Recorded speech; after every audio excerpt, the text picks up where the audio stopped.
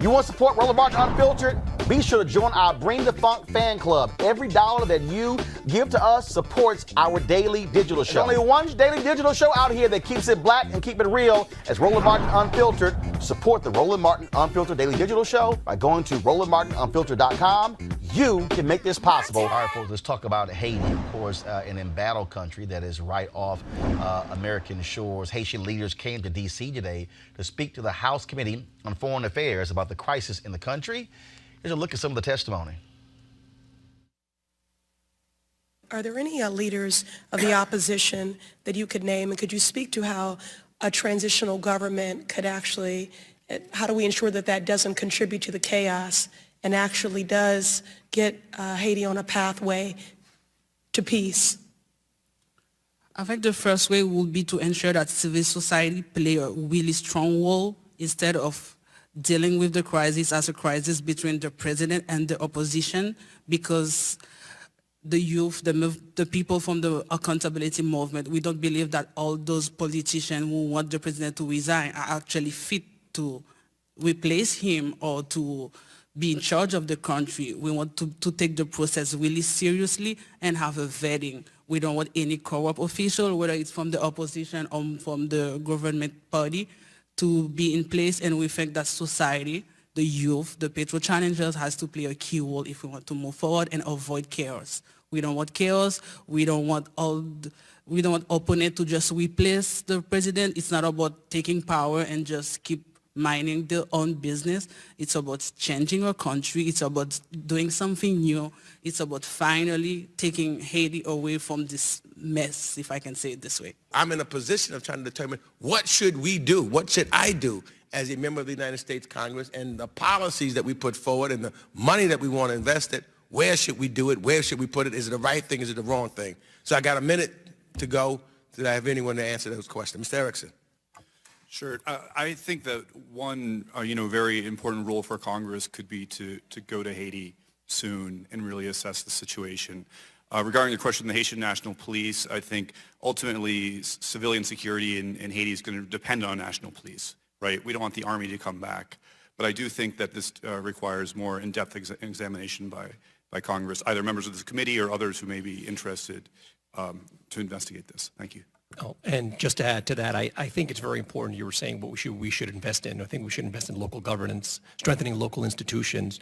I think that is one of the best ways to move forward, to really strengthen Haitians and really also work with the grassroots civil society organizations and really build them up to be able to be those actors of change, those political champions that can really help move Haiti forward.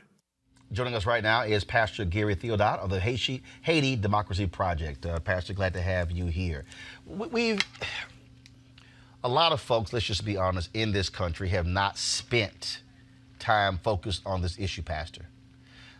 We think of Haiti, and frankly, the only time folks think about this country is when you talk about we talk about earthquakes. And so from your vantage point, what should this country be doing when it comes to what's happening in Haiti? Thank you, and I want to thank you for the invitation. And I'm pleased to be with you in this program tonight to talk about Haiti again. Like you just said, people have talked and heard about Haiti only in negative ways. Let's say when we have weekend, political instabilities, or other problems. But we know that Haiti has many problems, political, economical, and so on. But we as people from Haiti, Haitian all over, we are seeking, we are asking, and also we are trying to get some help from our neighbors, from our partners, to help us to build the country after so many years of political instabilities. But so let's say the last 4 years. I'm just saying the last 4 years. Yes. How many prime ministers have you had? After 4 years, Right. we have, let's say, about three prime ministers. Right. So so you've had protests. So what is driving the instability? That way you have no continuity of leadership, because part of this issue is also, if you're a member of Congress, or it's like, okay, well, now who's in charge? Now who's in charge? And so new prime minister, new leadership, new ambassadors, all of a sudden. And so when it's constantly changing, the question then becomes, okay, if I get to know somebody, hell, 6 months later, they're gone. Correct.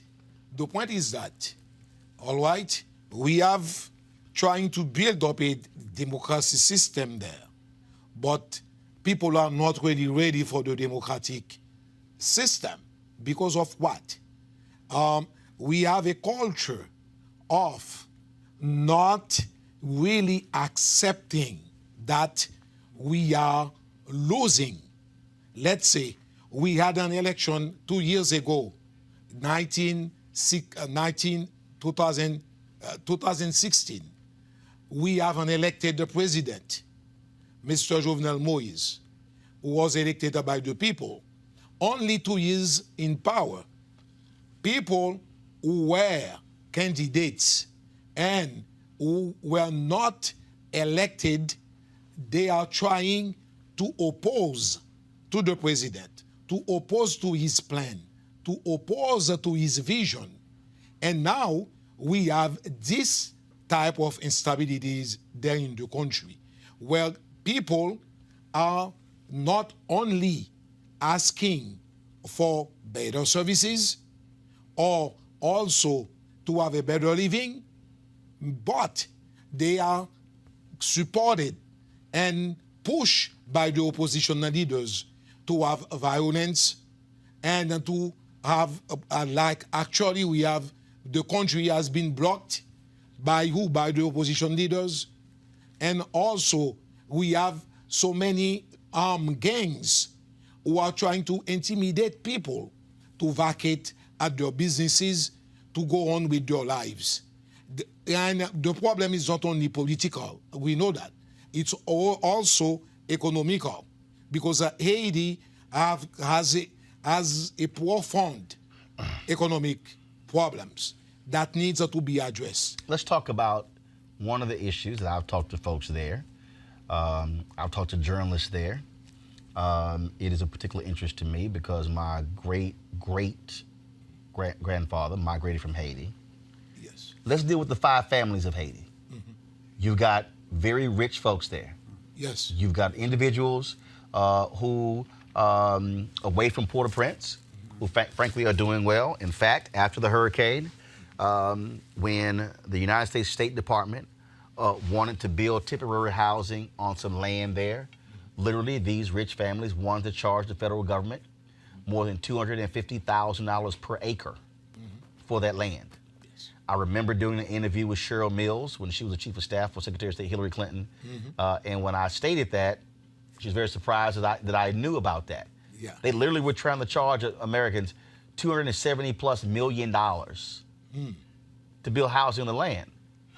So aren't you also dealing with rich interests in Haiti controlling the economics and the politics of Haiti, and poor Haitians are sitting here saying we're the ones getting screwed? How do we deal with that? And then this is what is going on now, where those rich families, they want to control the political power.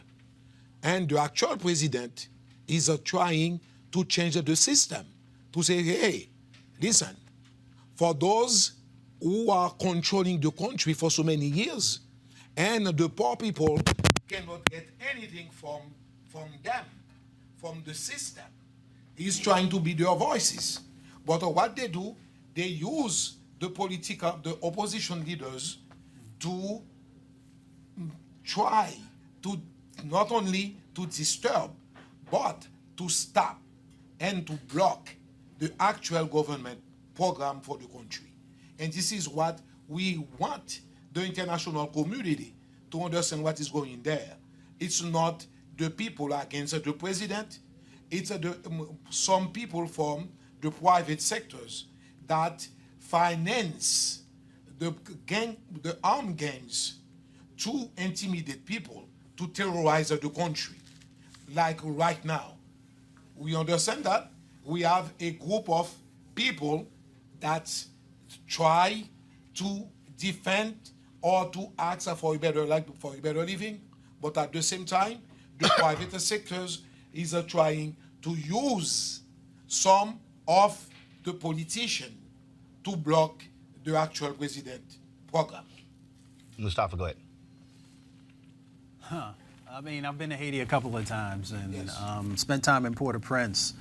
So how do we rebuild the infrastructure that's necessary? Because I'm one who believes that when you give people hope again, when you make sure that they have a home, when you make sure that they have running water consistently, you know, all the various things that are necessary, how do we begin to get that in place? I know there is a political aspect, but for me, as someone who focuses on rebuilding communities, how do we do that?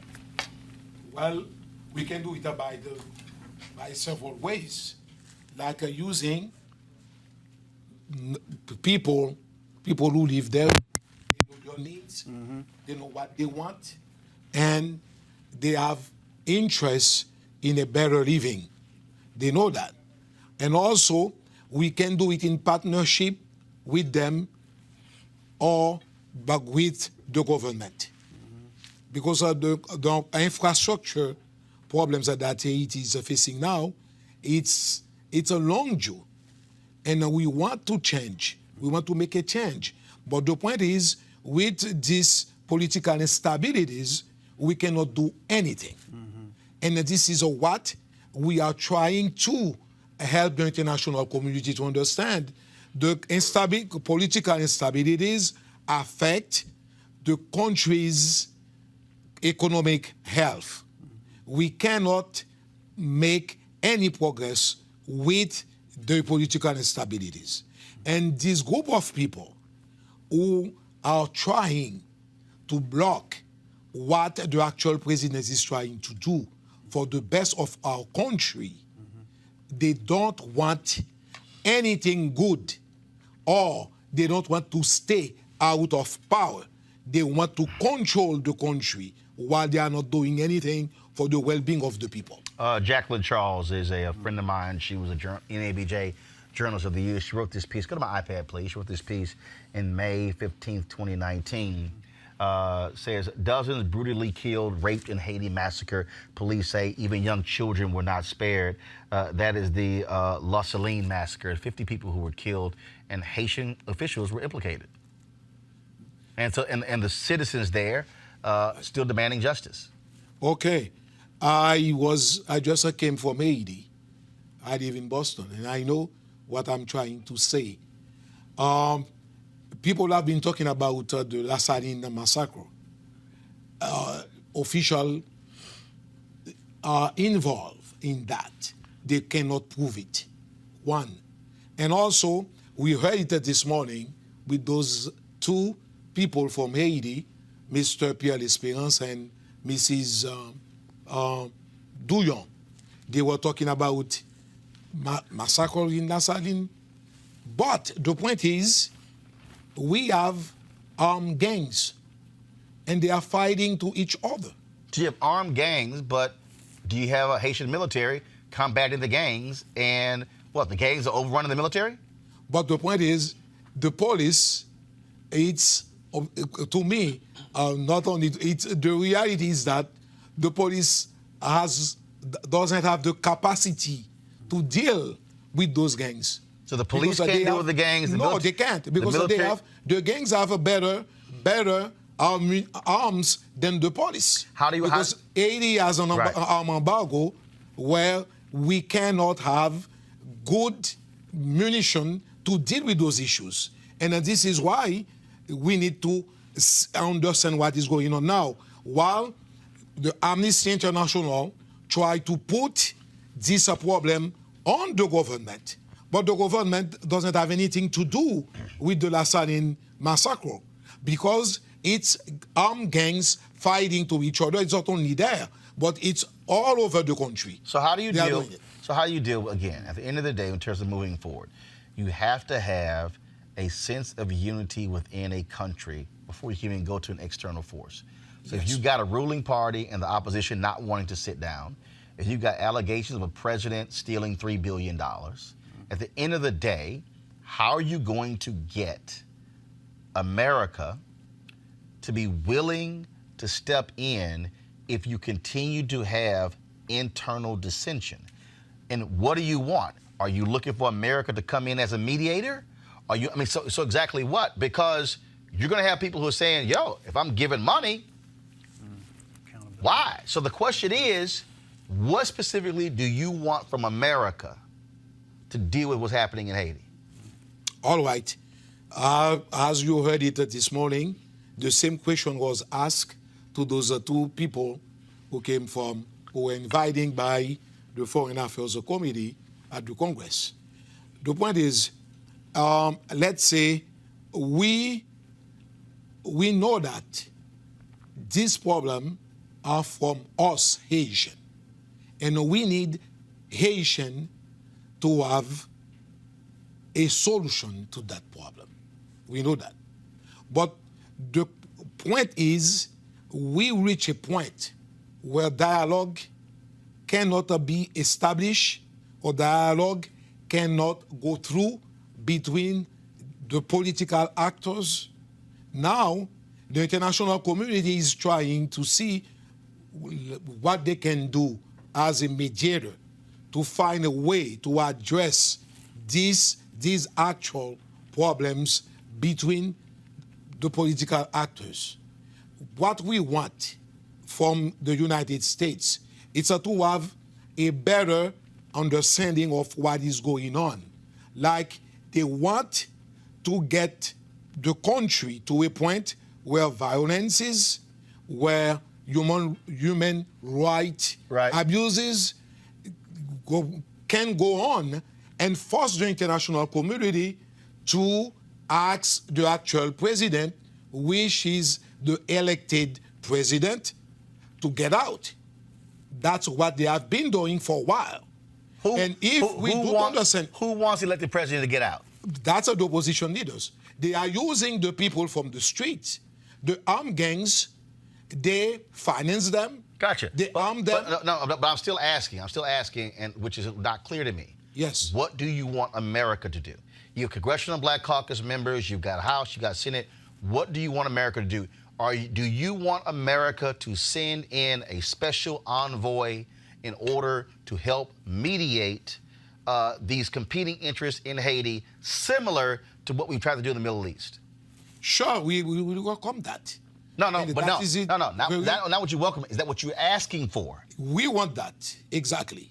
So this is why the American embassy is very involved there in Haiti to try to see what they can do to have a good dialogue among the actors. But unfortunately, the president is open to that dialogue, but the opposition leaders not. Right. No, they don't want to have any dialogue with the president. No. What I'm saying, okay, follow me here. I'm using the Israelis and Palestinians as an example. Yes. If you have an American envoy who comes in, who's meeting with the president and his party, who's meeting with the opposition party in order to try to bring them together, what you're asking is, you want Americans, you want Trump, or you want Congress to assign an American envoy on a negotiating team to assist in mediating the warring factions in Haiti to come to a political solution? We will welcome that. We want that, but it's not only American, but it can be the international community. No, I got you, but the reality is, if you get that from the Americans, other folks will follow. Actually, this is what we need. We need a mediator to resolve that problem. All right, Pastor Theodate, we appreciate it. Thank you so very much. Thank you very much. All right, keep us abreast of what's happening. Okay, thanks. All right, folks. Back to that Roland Martin Unfiltered video in just one moment. All right, folks, it's the holiday season. This is when you think about spending time with your family and friends. This is also when you count your blessings and support those less fortunate. This year, you can become a holiday hero and change someone's life forever. Right now, hundreds of thousands of people are sitting in jail without being convicted of a crime.